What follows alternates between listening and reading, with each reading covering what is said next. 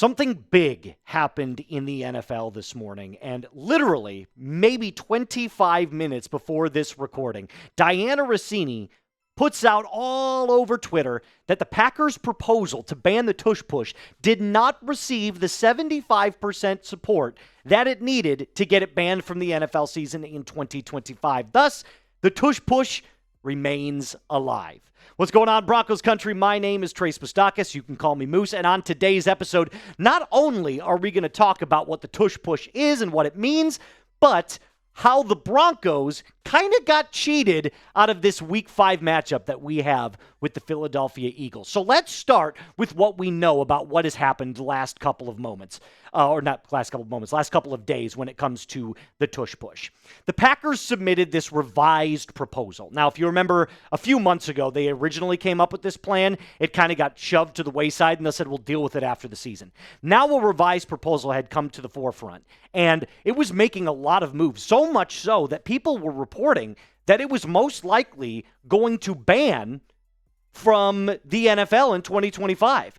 Teams were arguing that it was a dangerous play and that people could get hurt, although there's been literally zero support and evidence to make that statement true. And the Eagles truly are the only team that has run this play successfully. In fact, it has been nicknamed the brotherly shove. Now, if you don't believe me, this is the metric rate in 2024 that the Tush Push was ran successfully. As you can see, the NFL average was only at 76%, and the Eagles had a down year at 81%. Did you know in 2022, when Jason Kelce was starting at center, they ran this at a 92% clip? That's insane. And the Tush Push is essentially just a guaranteed chain mover on 3rd and short. That's it. That's all it is. On 3rd and 1 or 3rd and less than 1, they all move up. They bunch up into that kind of jumbo goal line formation, and they just punch through the defensive line. And it essentially works almost every single time. 4 out of 5 times, you're going to get the first down. And personally, I never had a problem with it. I've always viewed it as there is a way to stop this play. NFL teams just need to learn and figure out what that is. So I personally don't have an issue with it. I understand why teams have an issue with it. It's essentially a cheat code, right? Period, point blank, that's about it. Now, what does it mean for the Broncos in 2025? Well, if you would have asked me an hour ago, I would have told you that, hey, this improves the chances for the Broncos to win even by a slight percentage point. But now it's going to be even harder to win that game in Week 5. I don't see, even with how good our defensive unit is and our defensive front is, how you can stop this play. And I mean that from a logistic standpoint. I don't mean that, in a figurative meaning. What's the package look like? What does the defensive package look like to stop this play? Because on 3rd and 1, you can almost guarantee, or 4th and 1, that they're going to run this play. Jalen Hurts, by the way, squats 600 pounds. So I think that helps, that his low center of gravity and that weird horse stance that he does when he's in the shotgun helps him out tremendously. He's got that such strong lower body that he's going to just move through that offensive line with ease. Now, if we go back and look at last year's 3rd down conversion percentage, Denver's pretty good. 13th in the NFL is actually pretty good. So what does this mean? Pardon me. It means the amount of times and the percentage that an opposing team converted 3rd down on you, the defense. So you want this number to be lower rather than higher. Because if the number was 100%, obviously that means 100% of the time they're converting on 3rd down. So this is a pretty good statistic here for the Broncos. I have a feeling, though, that it's not going to matter much if you can have Philadelphia get into those 3rd and 4th and 1 situations. The opening line right now is 4.5 for the Eagles. So the Broncos are plus 4.5. Now, again, all of these lines are subject to change. And let's be real, it's way too early to start placing your bets on games like this. And I had to actually comb through the bowels of the internet to go find this line. But I'll say this. If that Tush Push got banned, I would probably say this opening line for the Eagles wouldn't be 4.5. It'd probably be 3. So take that for what you will. That's just my opinion. I'll ask you, though. Are you happy the Tush Push is staying? Give me a yes or give me a no. I'm indifferent, so I don't really have an answer for this. Like I said, I've always been in the ballpark of there's a way to stop it. Nobody's figured it out yet. So once teams do, they won't be run nearly as much. Until then, if it works, do it. Now, I want to shift to something a little bit more positive for the Broncos.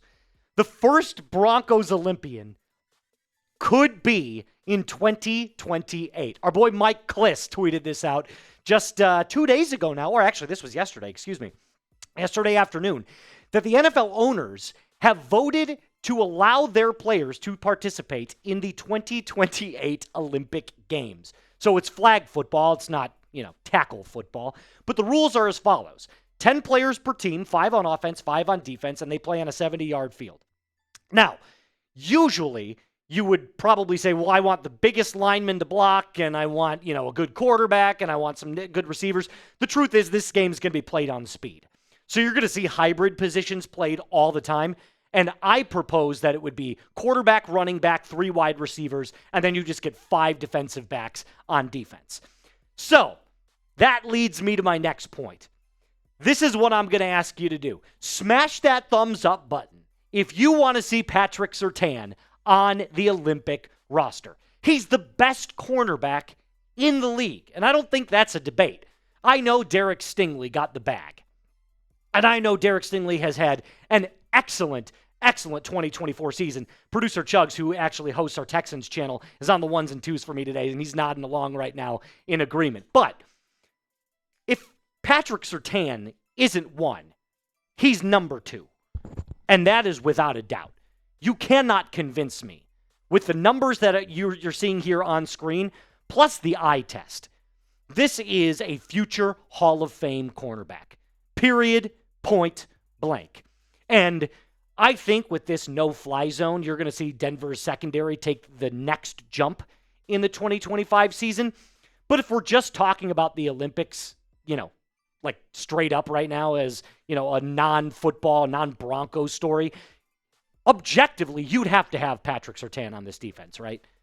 In fact, I actually have a full list of all of the players that I want to see on the Olympic football field in 2028, both on offense and on defense. Before I get to that, though, make sure you start shopping for the 2025 Broncos season immediately. Go over to Fanatics. Use this link right here, and you could start shopping something like this t-shirt right here that is 25% off. All you have to do is go to chatsports.com/Broncos T. But remember, it's not just t-shirts, jerseys, hats, gloves.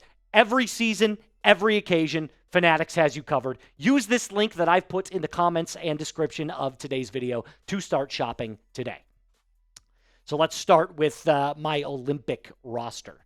Okay, we're going to go through this kind of one by one. Lamar Jackson, I believe, would be the best option at quarterback.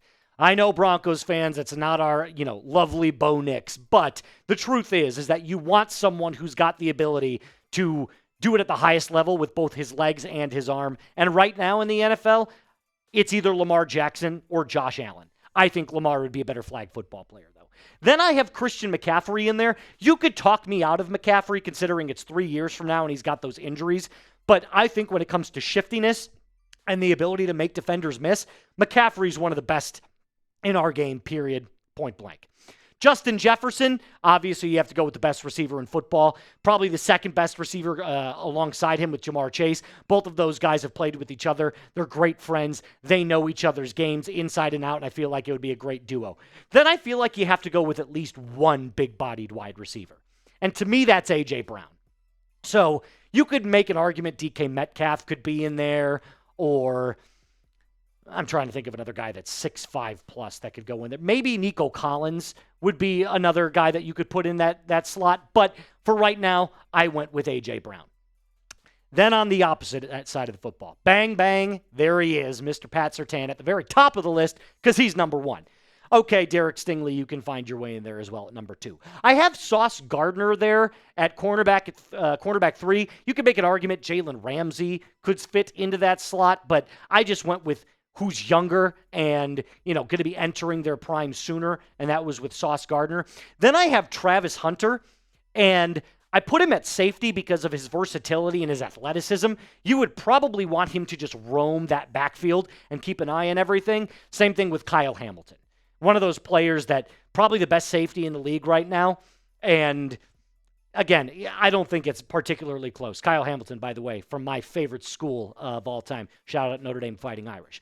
Before I end today's episode, I want to ask you this, though. Name a player you'd like to see play on the Olympics, whether that be a Broncos player or just any player that you enjoy watching in the NFL.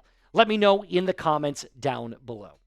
Until next time, my name is Moose. Remember to like the video, subscribe, and share this with a Broncos fan. We are trying to become the fastest growing Broncos channel on YouTube.